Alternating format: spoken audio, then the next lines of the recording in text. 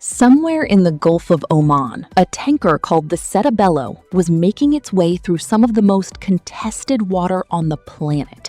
On board were sailors from India, ordinary men, doing an ordinary job, moving oil through a waterway that, for most of human history, has simply been a passage, a route, a line on a shipping chart. Then came the strike. 3 Indian sailors did not survive. Hours later, in a separate incident, off the coast of a town called Sirik in southern Iran, an Iranian fisherman watched his boat sink beneath him after what his government called an attack from the enemy. He was pulled from the water by another vessel. He survived, his boat did not. And somewhere else entirely, in a war room on a different continent, Iran's military gave an order that hadn't been fully executed in this conflict until this moment. Close the Strait of Hormuz completely to everyone. For weeks, we've talked about the threat of closing the Strait of Hormuz as a kind of nuclear option in the economic war between Iran and the West, the ultimate escalation. The line that, once crossed, couldn't be uncrossed. This time, Iran crossed it. Iran's military ordered the complete closure of the Strait of Hormuz to all vessels. Not a partial blockade, not selective harassment of specific ships, all vessels. The full artery clamped shut. To understand what that actually means, you have to understand what normally happens in that 33-kilometer gap of water between Iran and Oman every single hour of every single day. Roughly 20 million barrels of oil pass through Hormuz daily, somewhere close to a fifth of global consumption. Liquefied natural gas from Qatar, one of the world's largest LNG exporters, has essentially no other route to the open ocean. Tankers from Saudi Arabia, the UAE, Iraq, Kuwait, all of them funnel through this single choke point. When Iran says close to all vessels, what they're really saying is the global energy supply chain now runs through us, and we just turned off the tap. Iranian state broadcaster IRIB reported that explosions heard off the southern Iranian coast were connected to Iran's navy confronting a vessel that, in their words, intended to pass through the strait, a tanker that was forced to comply with the transit ban after receiving warnings from the IRGC Navy. This wasn't a threat anymore. This was enforcement, live on the water with weapons. Up until this point in the conflict, the casualties, the soldiers, the missile interceptions, the Apache crew, the Iranian air defense personnel had all, in some sense, belonged to the combatants. American forces, Iranian forces, Israeli operations, Lebanese militants. This was different. India's shipping minister, Sarbananda Sonowal, confirmed that 3 Indian seafarers were killed in what was described as a U.S. attack on an oil tanker in the Gulf, the Cetabello. India is not a party to this war. India has no stake in the nuclear negotiations, no military presence in this conflict, no flag on either side of the ledger. India is, and has long been, one of the largest employers of merchant seafarers on Earth, men who crew the tankers and container ships that keep global trade moving, regardless of whose oil is on board or whose flag the ship sails under. Iran's foreign ministry spokesperson, Esmail Baghai, didn't hesitate to weaponize this moment rhetorically.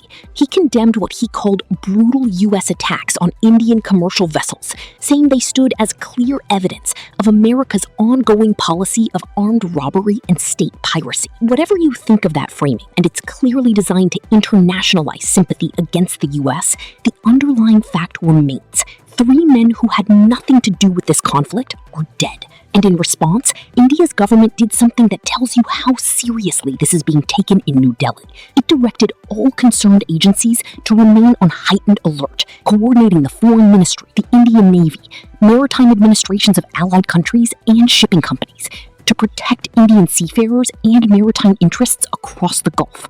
Before any of this, before the closure, before the deaths of the Indian sailors, before the ceasefire announcement, there was a threat that for a few hours made it feel like this entire conflict was about to cross into territory nobody could walk back from. Trump said the US would hit Iran very hard and specified that Washington would take over Kharg Island and other Iranian oil infrastructure points. We need to take a moment with this because Kharg Island isn't just a target, it's the target. It's It's a small island in the Persian Gulf that handles roughly 90% of Iran's crude oil exports. It is, in the most literal sense, the financial heart of the Iranian state, pumping the oil revenue that funds everything from the government budget to the military to the proxy networks across the region. To threaten Kharg Island isn't to threaten a military base or a missile site. It's to threaten the economic existence of the Iranian state itself.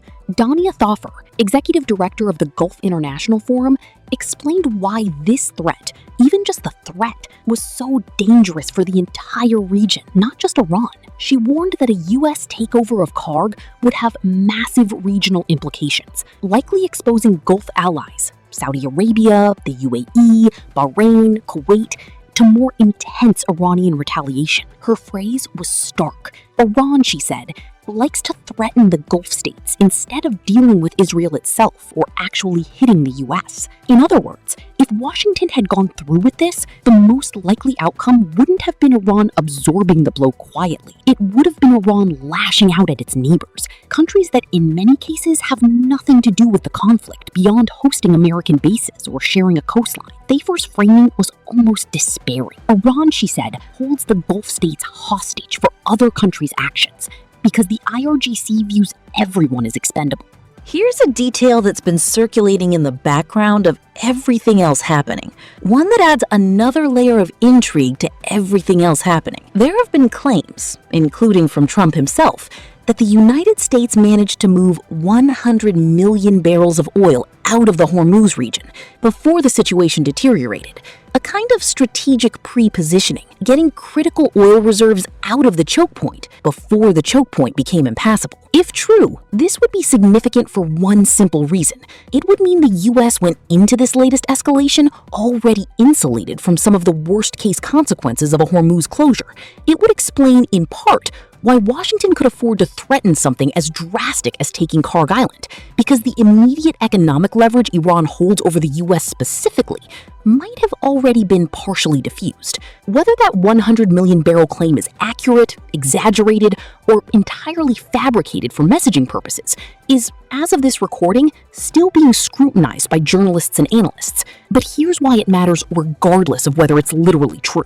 The perception that the US prepared for this moment changes the negotiating dynamic. If Iran believes Washington has already absorbed the shock of a Hormuz closure, then Iran's closure of the strait, its biggest, most dramatic card, loses some of its bite. The leverage Tehran was counting on might already be spent. This is the kind of detail that rarely makes headlines, but often determines outcomes. Wars aren't just won on battlefields. They're won or lost in spreadsheets, in shipping manifests, in the months of quiet preparation that happen long before the dramatic headlines. So why, after threatening to seize Iran's most critical economic asset, after promising to hit very hard, did Trump suddenly cancel everything and announce a deal? The official explanation from Trump himself was straightforward. Discussions had been brought to the highest level of Iranian leadership and approved. Iran blinked, the deal materialized. Strikes became unnecessary. But there's another explanation, one that doesn't contradict the official version so much as sit underneath it, and it has everything to do with what was happening not in Tehran, but in Washington. Just days before this dramatic reversal, US inflation hit 4.2%, a new multi-year high. The cost of filling up a car had become noticeably, painfully more expensive. And as one analysis put it, that's effectively a tax on almost every other part of living. Because when fuel costs rise, the cost of everything that needs to be transported, manufactured, or heated rises with it. And politically, there was real pressure building inside Trump's own party. Republican lawmakers, looking ahead to the midterm elections in November, were growing increasingly concerned about the impact this war was having on Trump's popularity. The fear wasn't abstract. A prolonged, expensive, casualty-generating war dragging into election season, with gas prices climbing and inflation rising, is exactly the kind of issue that swings midterm elections. The official White House posture, of course, was different. The message, if you'd asked anyone in or around the administration, was that there was no pressure, that this would be a good deal or no deal at all, that the US had the weapons, the personnel, the material to continue indefinitely, until Iran agreed. No nuclear weapons. Not now, not ever. And this is the more honest read. There was pressure, real pressure. Political pressure from Trump's own party, worried about the midterms. Economic pressure from inflation numbers that were becoming impossible to spin.